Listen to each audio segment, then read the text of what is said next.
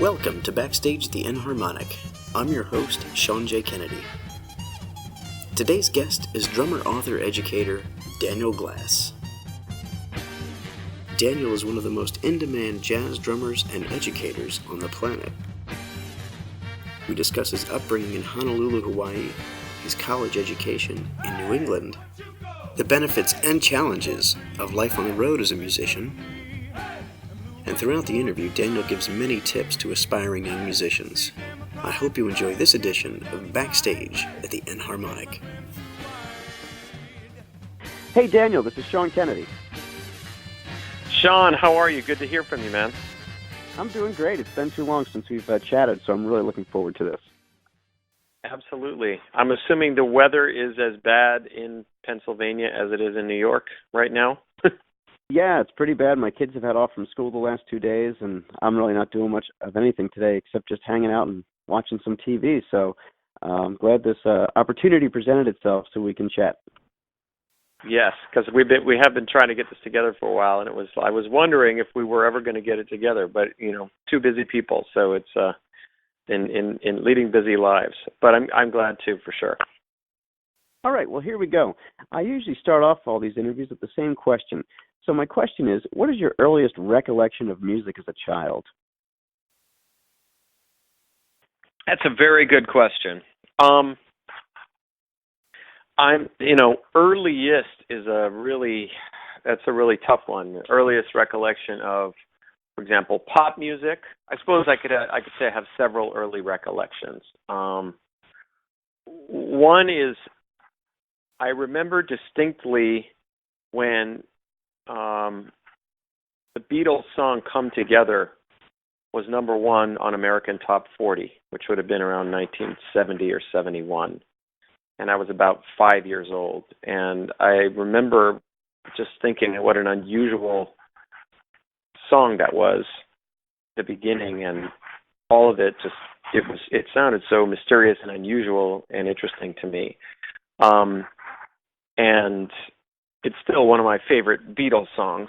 I mean, how do you pick a favorite Beatles song anyway? Right. Maybe you pick a favorite era of the Beatles, but within each era, there's just amazing song after amazing song.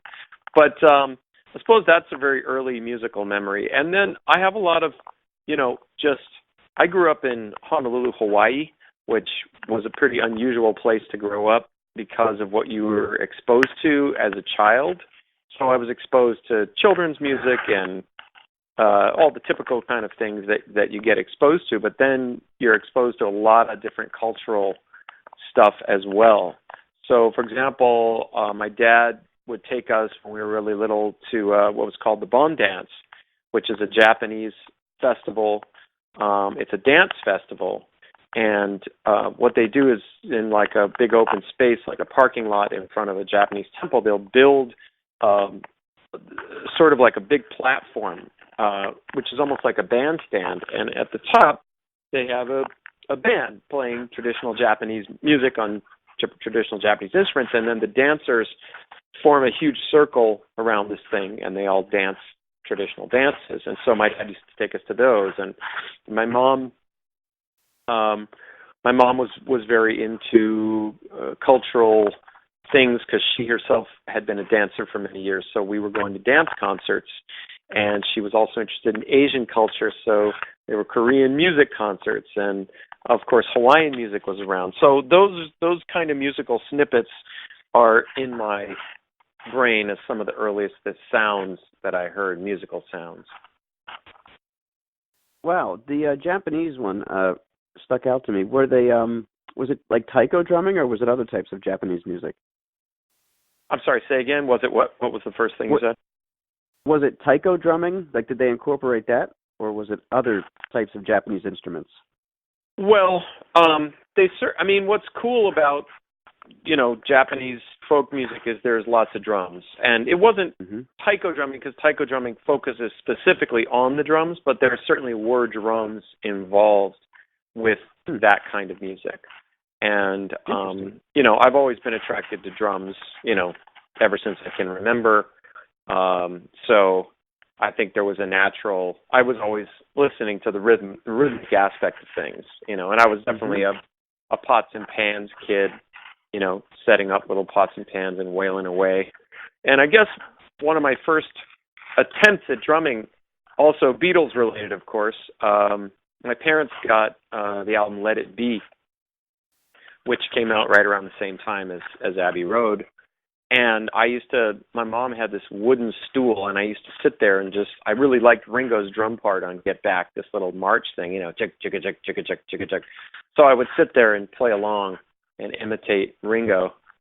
So I don't know. In answer to your question, yes. Now, it sounds like you mentioned your mother was a dancer, and your parents obviously had some good taste in music. Were either of them musicians at some point in their life? Did they play anything? Well, not really. My mom had a nylon string guitar around the house, which she had fooled around with. Both my parents were very into folk music. They were sort of maybe one generation before the hippies, although their way of thinking in the world and part of why they moved to Hawaii and what they got into Hawaii was very sort of forward-thinking stuff in the early 70s.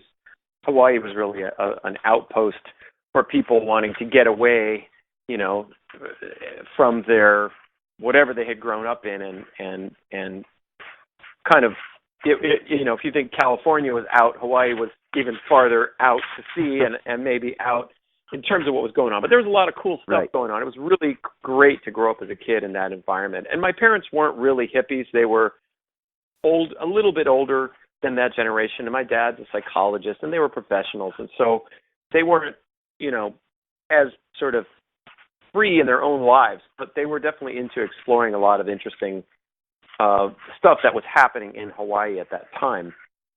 And so I was raised on folk music. They had grown up in a time where, Woody Guthrie and Pete Seeger and the Weavers and Bob Dylan, in the 50s and 60s, that was kind of music that was really important to them. They actually had met at a camp in Kalamazoo, Michigan, a summer camp that was kind of it was really like a kind of a left wing type of a camp where, black and white kids both attended. It was very sort of progressive, I guess you could say. And amazingly, the very famous blues musician, Big Bill Broonzy, who was really at the very tail end of his life, he would seasonally work as a cook. Here's a guy today that's like considered one of the great legends of the blues. He was working as a cook at this summer camp because, blues guys, that's what they had to still do. A lot of them, work day jobs their whole careers. And so they were exposed to all this really cool blues music. And then when they moved to Hawaii, they got into a lot of really interesting stuff. And it was really, sometimes I was a little freaked out by it as a kid because it was, kind of nippy-dippy. And my mom belonged to, like, the very first health food store. It wasn't even a store. It was a co-op. And so a bunch of people banded together and put their resources together and kind of rented a space. It was extremely primitive, but it was the very first, you could say, health food store. And you had to be a member in order to shop there. And so we did a lot of cool stuff. And I remember we went to what were called the Creator Festivals, which were these big festivals they held on July 4th or on New Year's Day. I can't remember. I think it was either New Year's Day or July 4th. And they were like little mini Woodstocks. And so they would actually hold these huge outdoor concerts in the middle of Diamond Head Crater. And I know Jimi Hendrix played at one of those. I'm not sure if I was at that one. But there's a famous Santana and Buddy Miles record that was recorded there. I probably was at that one. And it was like kind of like being at Woodstock a little bit, Hawaii style, So there was a lot of cool stuff like that going on in Hawaii, and I'm really happy and feel lucky that I had a chance to grow up in that kind of an environment because I was exposed to a lot of really cool stuff. And although some of it was a little weird, Indian meditation and yoga, again, my mom belonged to the first yoga studio in Hawaii in 1970, whatever. It was great. And so I've sort of, always grown up with that kind of way of thinking about the world. Although again, me personally, it's not my lifestyle per se, but try to be open-minded about things. Were you an only child?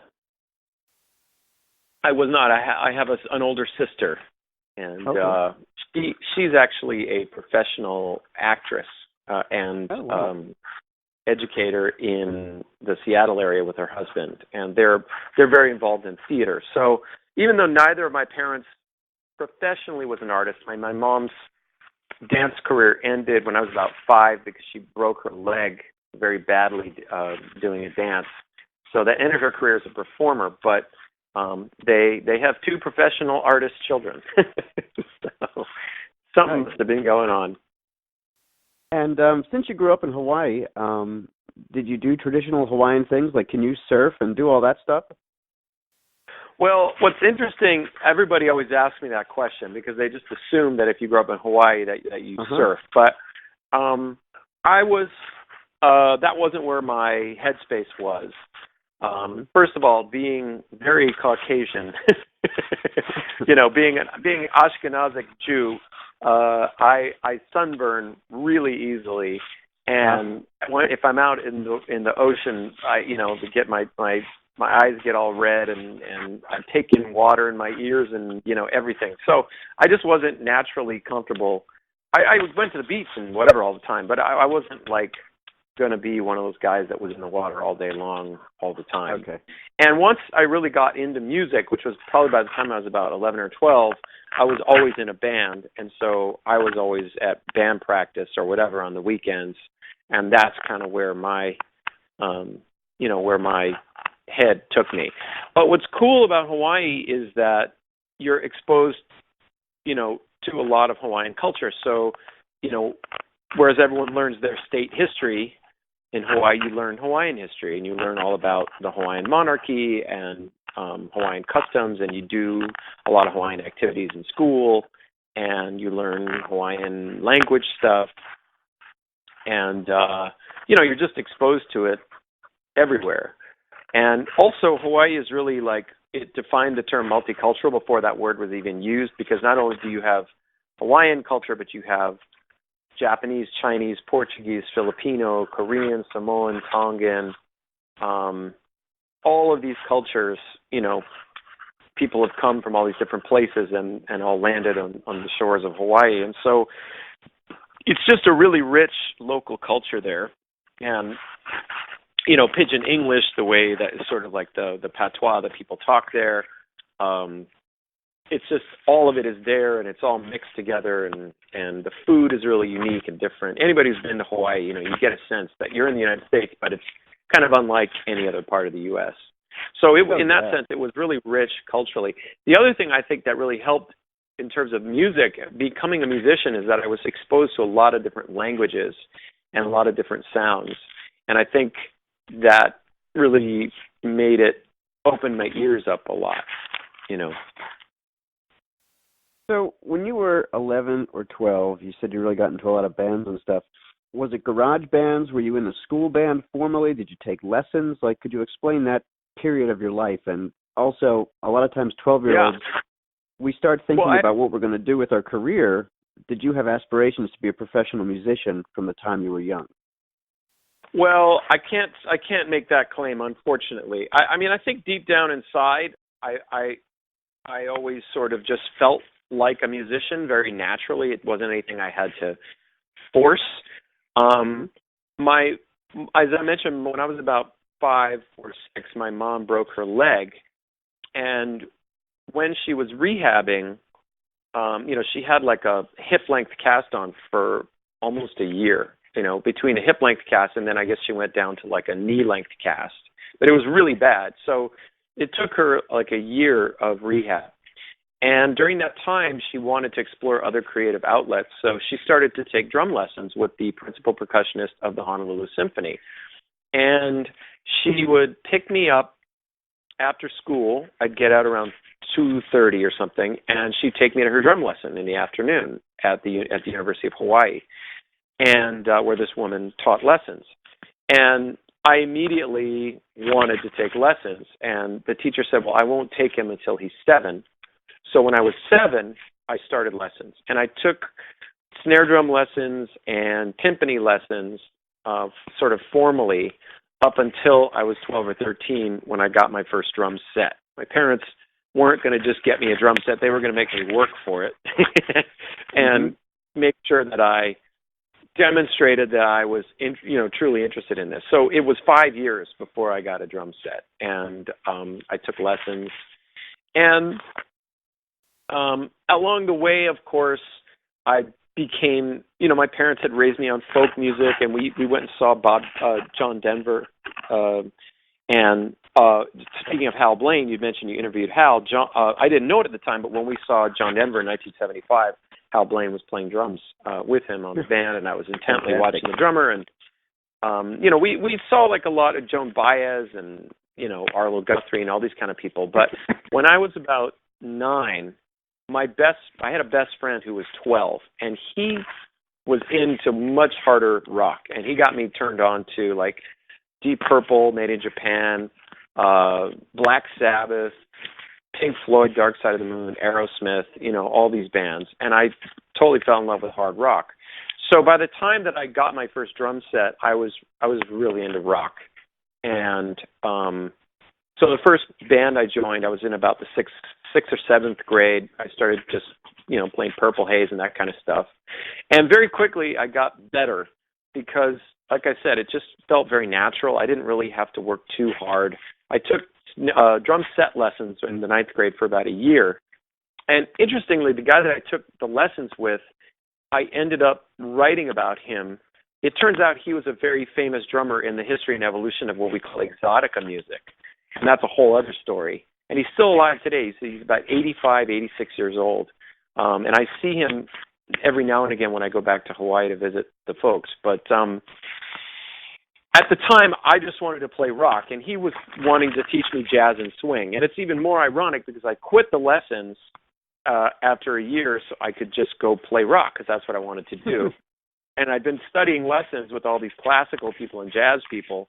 And now, of course, here I am. I'm a jazz and swing drummer. I certainly play rock, but and it's kind of funny. But anyway, so by the time I got my first drum set, I guess I was in the 7th grade. I was ready to go, and I had one band for about a year, which were guys from my grade, and within a very short period of time, I sort of graduated up to. When I was in the 8th grade, I joined a band of all 9th graders. So, and that band was a Black Sabbath cover band. I mean, the term tribute band really didn't exist in 1978 or 9, which is when this was. We just played a ton of Black Sabbath tunes, which I thought was the coolest thing ever, And so being that I was playing with 9th graders, I was playing already high school parties and high school talent contests and other stuff like that. And so I kind of got serious about it, I guess, fairly quickly. But I still maintained, during high school, I did everything. I played in the jazz band. I played in marching band. I did all of the Broadway type shows that the school did. I played in the orchestra. I just kind of did it because that's what you do. And that it was like, well, you're the drummer. Okay, you do this. I didn't really, interestingly, I really wasn't thinking about it as a career. My dad, like I mentioned, was a professional. My mom has 3 master's degrees, and I just assumed that I was going to be a professional like them. And I sort of, by the time I graduated high school, I went to college and got my bachelor's degree in psychology. So I thought I was going to follow in my father's footsteps. But interestingly, the first semester I got to college, I started a band that was a Pink Floyd tribute band, because by that time I was very into prog rock. And so my entire high school or college, 4 years I was in college getting my degree, I was playing in this sort of Pink Floyd tribute band. But we also did a lot of other things. We wrote a lot of original music and played other styles. And when I graduated from college, I was really burnt on academia. I had done well in school, but I just really didn't want to continue, and I wasn't really very interested in psychology, even though I had completed the 4-year bachelor's degree. So that's really when the pivotal moment came, because I started studying privately again it had been 8 years since, I was a freshman in high school. I started studying privately with this guy in Boston named Bob Gulati, who is now he had gone to Berkeley at the same time. Steve Smith was there. He'd studied under Alan Dawson. He's an amazing jazz drummer and educator. And after 5 months of studying with him in the summer of 1988, I guess it would have been, I knew I was going to be a professional musician. And after that, that's when I really jumped in. And I went in 91. I went to the Dick Rhodes School of Music. I moved to Los Angeles. It took me a couple of years to I spent a year traveling, and I spent a year just shedding and living it back at home and working at TGI Fridays 80 hours a week and teaching and starting to gig and just woodshedding my brains out, so that when I moved to LA in 91, I was able to, I had paid for school myself, the whole thing up front. I had enough money to buy a car and to live on for a year. And that's kind of how that goes. A lot of the people that I've spoken to in these interviews, some of them weren't 100% sure that music was going to work out for them. Many of them have mentioned like an aha moment, like a gig happened or a venue or someone called you and you're like, I've made the right decision. Did you ever have one of those moments? Well, not really. I mean, I don't know. Certainly there was total uncertainty. And I think my parents, as much as they were supportive, were kind of like, really? Is this okay, if that's what you really want to do. So they were sort of ambivalent, even though they were supportive. They weren't like, right, yes, this is great and you should do this, and none of that. They weren't putting me down either, but it was definitely a hard right turn I had taken from the trajectory I'd been on before. I think for me, when I spent 5 months studying with Bob Gulati, I started doing the things that a professional musician does, or a professional student who wants to be a professional does, which is I began to practice 4 or 5 hours at a time.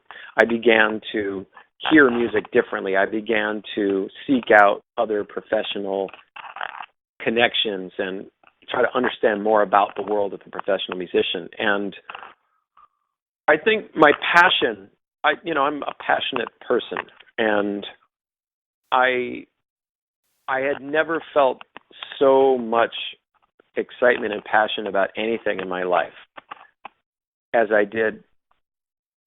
That 5 months, you could say, maybe was a giant aha moment. It's like when I went into it, it was like, well, I'm feeling kind of burned out, and I'm going to be around Boston this summer, and I've seen this guy Bob Gulati play, and he's really cool. So, maybe I'll take a couple lessons with him.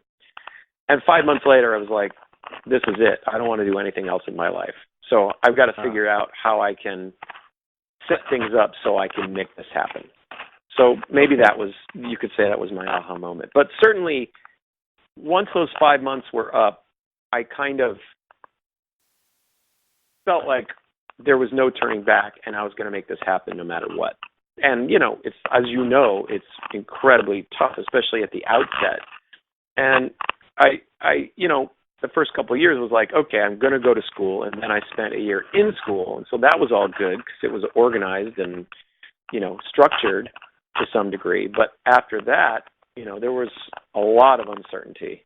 And it was a very rough couple of years just getting my feet wet in LA and trying to make things happen, trying to figure. And so there's a lot of self-doubt at that point because you're just a young guy with a lot of excitement, but nobody's really interested in what you have to offer. Or, people are, but you're not making a living or a good living off it per se. And was it college that brought you to the contiguous 48, or was it just to study with him in Boston? What was the transition from Hawaii to New York and LA? Well, I went to college in Boston, and okay.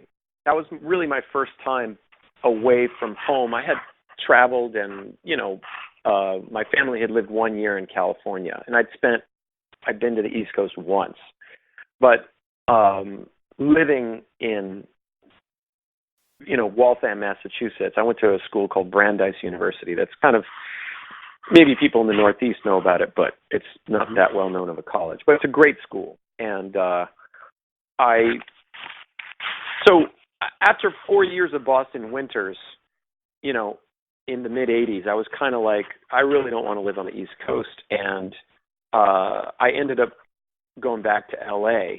because I had an aunt and uncle there, and I really liked this school, the Dick Grove School of Music. I had looked at a few different music schools as I was headed back to that year in Hawaii. I'd looked at Berkeley and I think the Drummers Collective in New York, and I looked at Musicians Institute and then this school, the Dick Grove School of Music. And at Dick Grove, there was a lot of really wonderful professionals teaching there. That's what really excited me about the school. The primary reason I wanted to go there was that Steve Houghton was teaching there, and I got to spend a year under Steve's tutelage, which was fantastic, because he's a great jazz educator. He's a great percussionist. He's a great big band educator. And he ran the big band with the head of the bass department, who was a guy named Joel DiBartolo, who was Johnny Carson's bass player for the last 18 years of the Carson's Tonight Show. And he always liked to say he had been hired and fired 4 times by Buddy Rich, each time getting hired back for more money. So he'd been in the Buddy Rich band.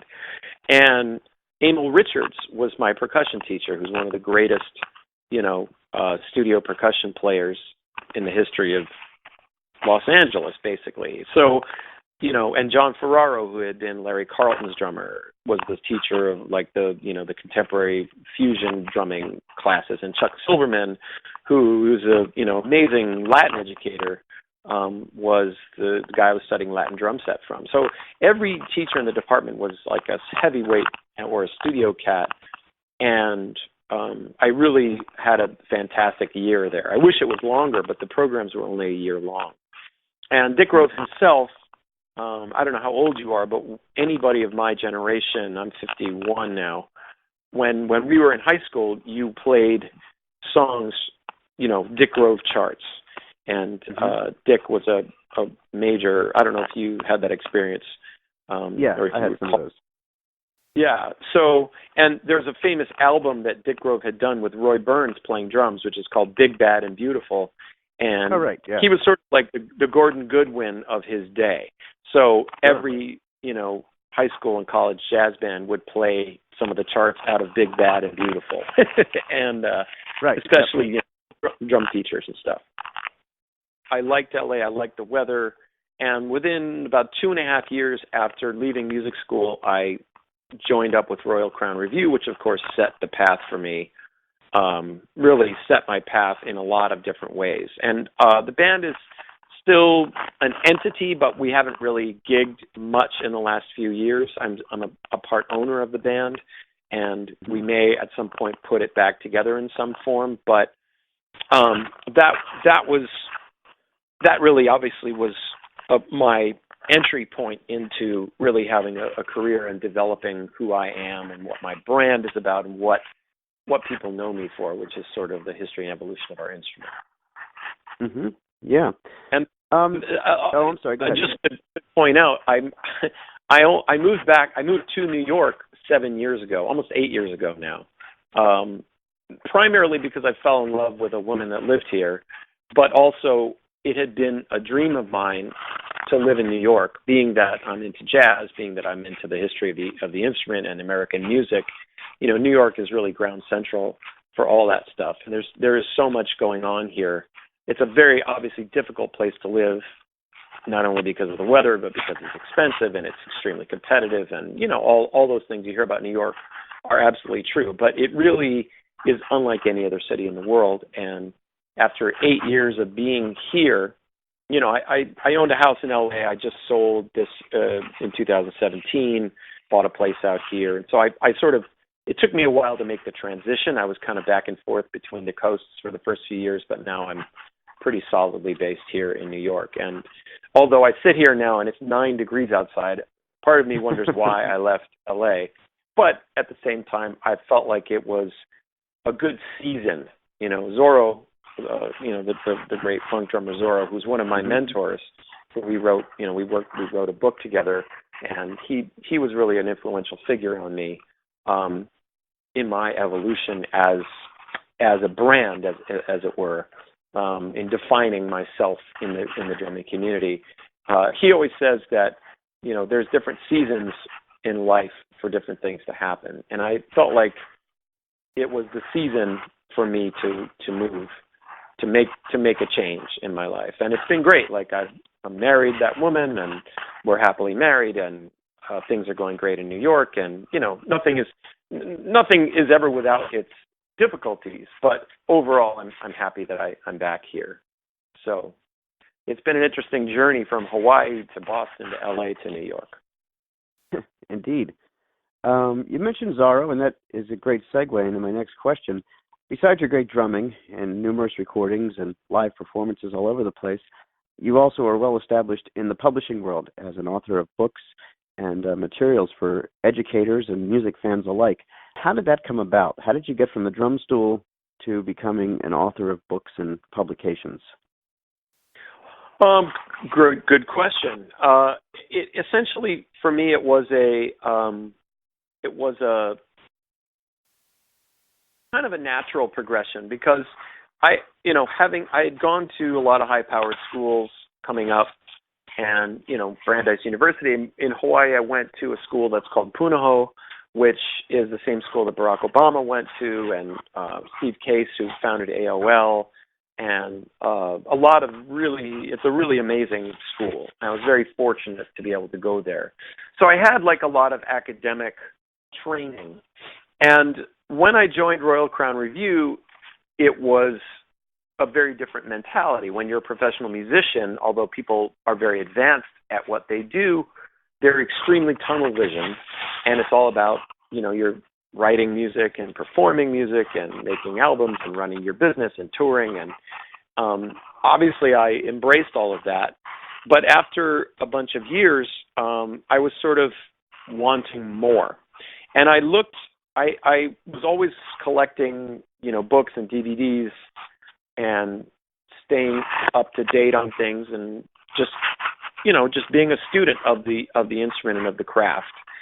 And I read Zorro's book. I think it came out about 1998. So at that point, I had been in Royal Crown Revue for about 4 or 5 years.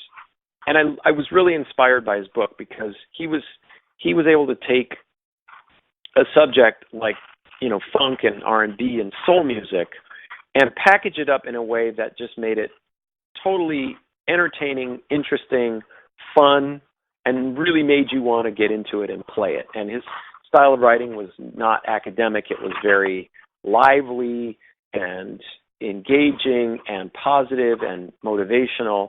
And I just loved everything about that book. And I was like, I want to write something like this, because what I had found in my desire to gather materials is that the music that I was playing with Royal Crown Revue, which was, early jazz and 1930s swing and some bebop stuff and some 50s big band type stuff and 60s, early rock and roll and rockabilly and rhythm and blues, all these different styles, there were no materials out there for drummers.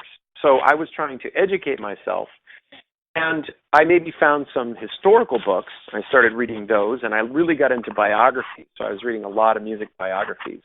And at that time, when we would tour, we would be in RVs or vans in those early years. And then even when we graduated to tour buses, it was still somewhat primitive. You had to have cassette tapes, VHS tapes. So you didn't have satellite on the buses.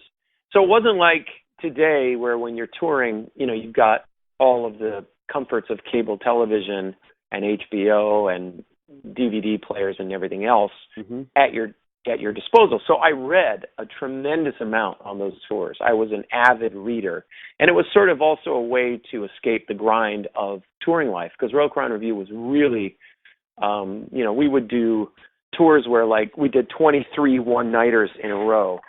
And that would be part of 50 shows in 60 days, crisscrossing the country in an RV. 7 guys or 8 guys in an RV meant for 5 people. So you can imagine, and we would drive after the gig, and so there's not sleeping quarters in one of those things for 7. So it was, you're sleeping on chairs, and it was just really, there's no way I could do it now. But when you're, 25, hell yeah, you're all about it. So, but it was tough. So I escaped into books. And I should mention also my somewhat hippie parents refused to buy a television when I was a kid. So we never had TV, and I was a voracious reader as a result of that, which I'm very grateful to my parents, even though I was kind of pissed off at them at the time. But all of that knowledge that I had been gathering, I felt like I wanted to contribute. And as difficult as writing is, and you know as an academic or a writer or a blogger yourself or whatever, that to sit there with a blank sheet of paper in front of you or a blank computer screen and create something out of nothing is very daunting. And it's just like writing a song or playing a solo, as a musician or whatever. It's a skill set that requires work and effort and takes time and is a challenge. And I was up to the challenge. So I started, actually the thing that really got me into it was that I pitched a 4-part series to Modern Drummer that I called Swingin' in a Modern Age. And I sort of described what it was like to play this retro swing style. And I did that when this was back when Bill Miller was still the editor. And from there, I actually met Zorro. I was introduced to him at a NAMM show around the year 2000, 99, 2000. He really loved what I was about and believed in my vision. And he was editing a magazine at the time that was called Stick It. I don't know if you recall that magazine. Mm-hmm. It sort of was similar, I think, to like Drumhead today, in that it came with a CD with music from all the different artists or drummers that were featured. And so I began to write these articles for Zorro, and at the same time, I began to seek out the drummers that had played on a lot of this music that we were playing in Royal Crown Revue, or that we were inspired by. So I sought out Louis Bellson, and I sought out Earl Palmer, and I sought out the drummers who had, I went down to Nashville and Memphis and interviewed all the guys that had played on the Jerry Lee Lewis records and Johnny Cash records and Elvis records. So I interviewed DJ Fontana and J.M. Ben Eaton and W.S. Holland and Buddy Harman, who had basically created the style of country drumming, that was popular in the 50s and 60s. He was the pioneer. And I met and interviewed in L.A., I knew guys that were into all these different scenes. So I met Lloyd Nibbs, who was the guy that created ska drumming, which all of reggae evolved out of. And I then, when I would be on the road, I would call guys up. So I interviewed, guys in New York City. I interviewed guys in Texas. I interviewed guys in Florida. I interviewed Panama Francis, who was part of that big band generation. He played with Cab Calloway. And I interviewed Don Lamont, who was, legendary swing drummer of that period, who was with Woody Herman and was one of the great studio guys in the 50s. I interviewed drummer who had played with Bill Haley, drummers who had played with Louis Prima. All of these sort of styles, again, that I felt, first of all, these drummers were incredibly influential. They'd played on many of the most famous recordings imaginable, but many of them, their story had never been told. No one had ever documented what they were doing, not only their stories, but what they literally were playing or the gear they were using. Those are the things that interested me, because I, as a drummer in Royal Crown Revue, was confronted with how am I going to make this stuff sound authentic? And at the same time, of course, I began collecting vintage drums, because we were on the road all the time, and everybody in the band collected vintage everything. So vintage clothes, vintage tie bars, vintage cufflinks, vintage pulp novels, vintage cars, vintage jukeboxes. We were like, we would stop at so many antique malls along the way. And, out in Nebraska, you could find amazing stuff in the antique malls.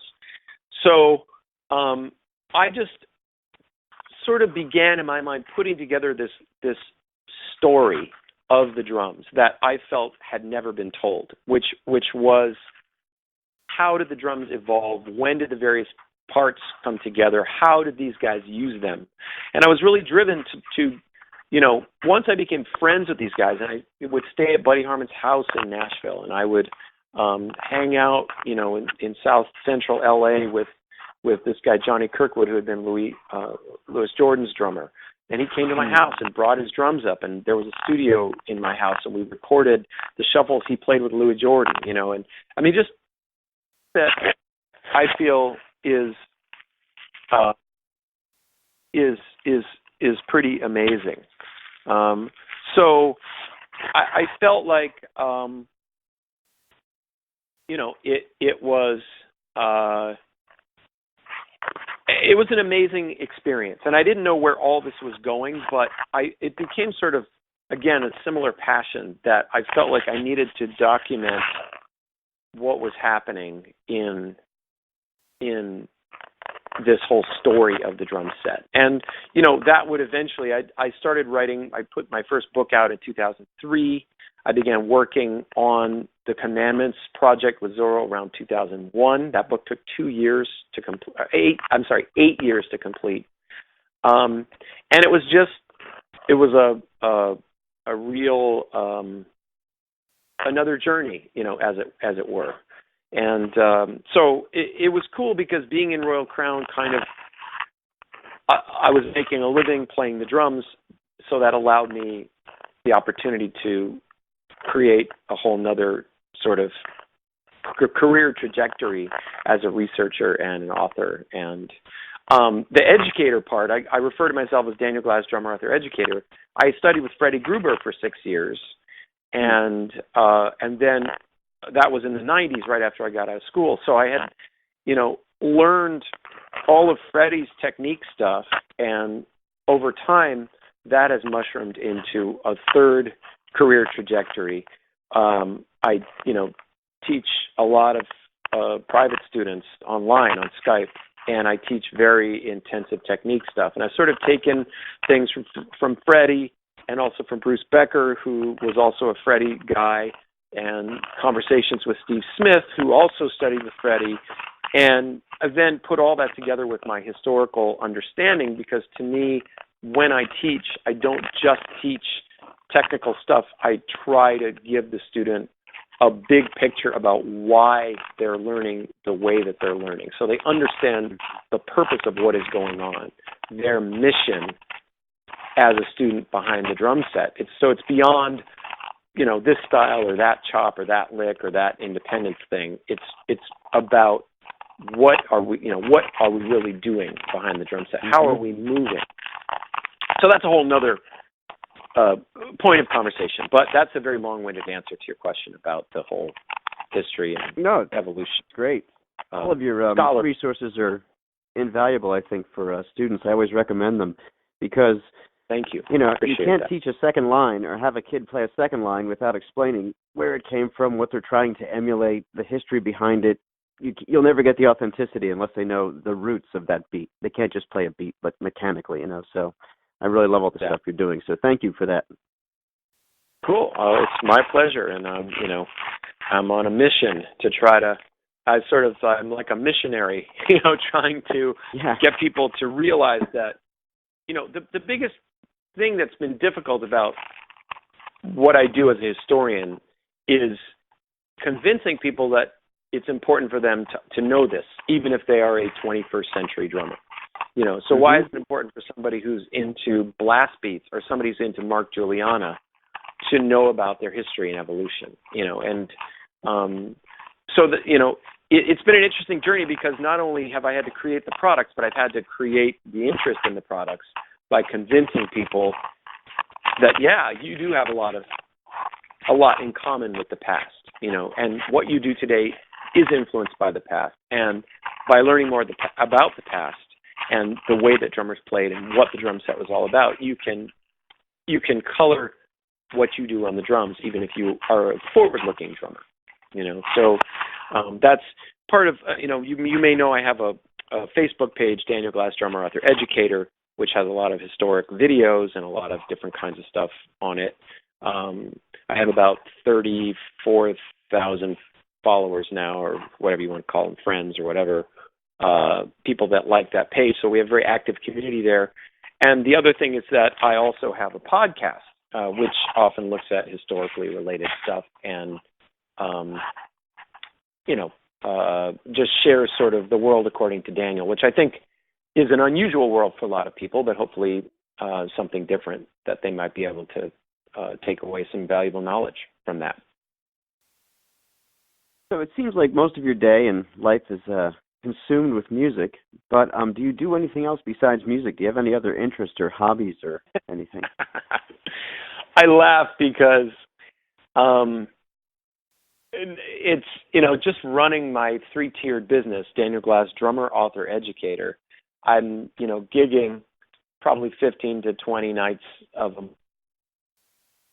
I'm teaching probably 50 to 60 hours a month. And I'm always working on creative projects. And then I'm trying to run the business, which means creating the content for the website, recording the podcasts,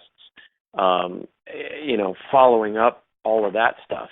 So it doesn't leave me very much time.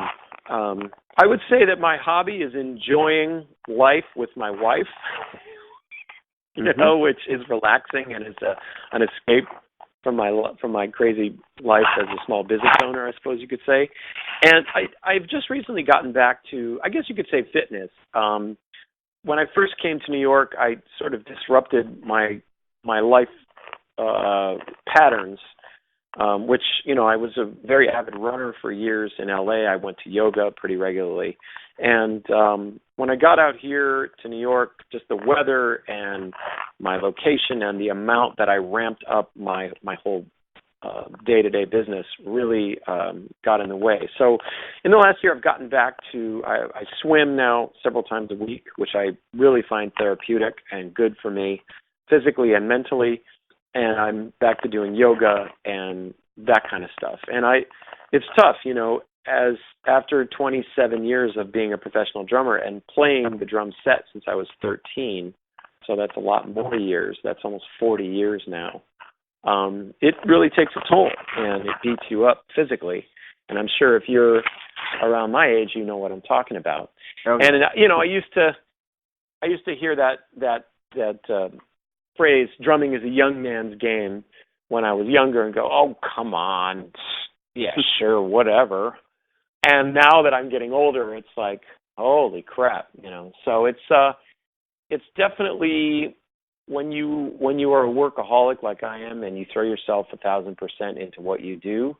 I don't have children, so my output, I guess you could say, my creative output, my output as a teacher, I feel like that is the same energy I put towards raising children. Those are the seeds that I've planted that I'm growing in the world. And when you put all of your heart and soul into that, it in addition to just the physical, not only of playing the drums, but like carrying cymbals around New York City on your back. Most people, have cymbal backpacks and dragging gear on a cart in and out of cabs. And, New York is a very awkward place to be a drum set player. So, generally the gigs that I do, they're house kits. I don't do that much dragging of drums around. But, for example, if I have a gig outside the city, I have a cousin who lives nearby, about 15 blocks away from me, and I borrow he has a Honda Element, and he lets me borrow it, and he doesn't use it that much. So I got to walk or take the subway or whatever, 15 blocks, pick up the car, bring it back, double park in front of the fire hydrant, get all my stuff out of the apartment, roll it out onto the street, load it up. So, and then reverse the whole process when I get back from the gig. And that's a lot of haul. That's not, when I was in LA, I had a car, I had a garage. I would just pretty much almost leave drums in the car, all the time. And if I needed to change out cymbals or change out whatever, I would do that. But there's a lot more work in that regard here in the city. So that's partly why I used to actually really be a grinded out in LA in the first decade of the 2000s. Work with Royal Crown Revue was not as full time as it had been. And so I was freelancing, and I don't do that much freelancing now, although it's really picked up, after 7, almost 8 years in New York, more and more people are getting hip to me, and so I'm working more and more gigs, which is great. Don't get me wrong. I mean, I will always be a gigging drummer, but at the same time, I've been trying to think ahead to the future and sort of say, well, if my body gives out, or if I decide I don't want to be on the road, travel as much as I do now, how can I continue to do it my way, so to speak? And I think playing jazz gigs, and I work a lot with cabaret artists. There's a huge cabaret scene in New York, and I work with very high-level people in that world. And that's more emotive, quiet, very sensitive playing. And that's different than sort of the slam-bam, heavy shuffles and things of Royal Crown Revue, which is really much more like a rock gig. So, just trying to always figure out the future and pave the way and, quote unquote, keep it real, meaning, am I really living the life that I want to live as a creative person? And, that changes again. As Zorro said, it changes with seasons over time. So just trying to roll with that and pay attention to my body and all those things. All right. I have 2 more questions, and then we'll be done. I was going to ask this early on, but I figured I'd wait to the end. Have you ever met Ringo Starr? No. And no. Wish I had. Never had the opportunity to. And there's several questions I would want to ask him. But the question I want to ask Ringo is, why did he play match grip? Because, prior to Ringo and the Beatles on Ed Sullivan, traditional grip was the default grip. If you went and studied with a drummer or with a teacher, a professional teacher, if you, just any drummer pre-Ringo generally learned traditional grip. And post-Ringo, that was such a sea change for drummers when the Beatles played on the Ed Sullivan Show in February of '64. And he came out playing matched.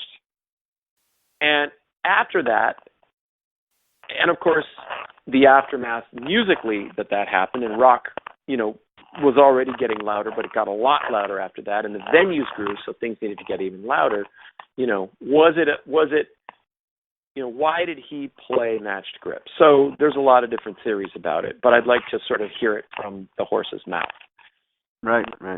One theory is just the size of the venues. He had to hit harder, which makes a lot of sense, because it's difficult to get that much volume with traditional. Another reason is that he's a left-handed person playing a right-handed drum set. So being that he was left-handed, maybe he felt more comfortable playing match grip than traditional, even though he was playing a standard kind of a setup. And another reason is that a very influential drummer of that time in England was a guy named Phil Seaman, who was pretty much Ginger Baker's main influence. And Phil Seaman was one of the great jazz drummers, but he was also playing Broadway show or West End shows, I guess you could say, their equivalent of Broadway in England. And he was unusually a match grip player for that time, and he was very influential on a lot of drummers at that time period. But, a lot of the other guys from that era and earlier were match grip players, Charlie Watts, for example. Although, again, by the time you get to 66, 64, 65, everyone's switching to match. So that would be my biggest question for Ringo, in addition to just saying, how's it going? And, happy to meet you. And all the other things you'd want to say to Ringo. So, I have not. But I'm good friends with Greg Bissonette, and Greg, tours in Ringo's band, and he's very close with Ringo, so I've been able to ask him some of these questions. Okay. And the last question, I have a lot of kids that are in college and high school that listen to these things. If you had 1 or 2 pieces of advice for these young folks thinking of going into music, what would it be? Well, I have several young students also who are working in that direction. And I think the thing that I would say is that if this is what you want to do for a living, then get serious as a heart attack right now, when you're 12, 13, 14, 15, 16, 17, as a teenager, you have the luxury of, or at least most teenagers have the luxury of still living under their parents' roof, and they have the time to put in the practice. So I would say find a really great teacher who's really hip, who knows what's going on, like yourself or me or whatever, and start acting as if this is your profession now. And whether you go to school for drumming or not, and a lot of people think that if they go to a good school, if they go to Berkeley or North Texas or USC or Indiana or whatever, that is going to guarantee them a killer career in music. And as you know, there are plenty of North Texas and Miami and USC graduates out there that aren't doing shit. So it's great to get a good education. It always cracks me up, though, when I meet musicians on the scene who, drop the North Texas thing as if somehow that's, automatically makes them a badass or something. And then I play the gig with them, and I'm like, well, yeah, no. Not we're on the same gig, pal. Yeah, or whatever. But it's certainly you can parlay that. I think, for example, Juilliard here in New York, if you go to Juilliard Manhattan School of Music, that gives you a leg up. But good luck getting into those schools. It's extremely difficult. It's extremely competitive. Mm-hmm. I think schooling is great, but it's what you make of it in the real world that counts. So, okay, two things. So one, get serious as a heart attack right now. And two, learn and understand that you are a business and that it is incumbent on you to get your business chops together as much as it is to get your playing chops together. There are plenty of musicians who aren't the best in their category who are making a very good living, and there are plenty of amazing genius musicians who are starving. So, if you don't care if you make any money or not, then, don't worry about it. But especially when you get a little older and life's responsibilities start to kick in, you get married, you have children, you want to buy a house or an apartment, suddenly how you look on paper and how you run yourself as a business becomes increasingly important. And it's a really delicate balance between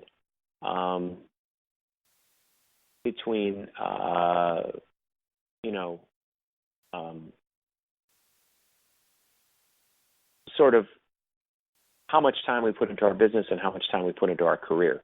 And I would say that when you're younger, put your time into your career mostly and slowly work on your business. But that almost has to shift a little, unless you're at a Vinnie Colaiuta space where your phone never stops ringing. But there aren't very many musicians out there that just have the endlessly ringing phone where they're making enough or their wife isn't going to kill them because they're always on the road. I spent many years on the road, and I dreamed about being a musician that toured. And after 15 years of that, you kind of go, gosh, I've been to every city in America 10 times.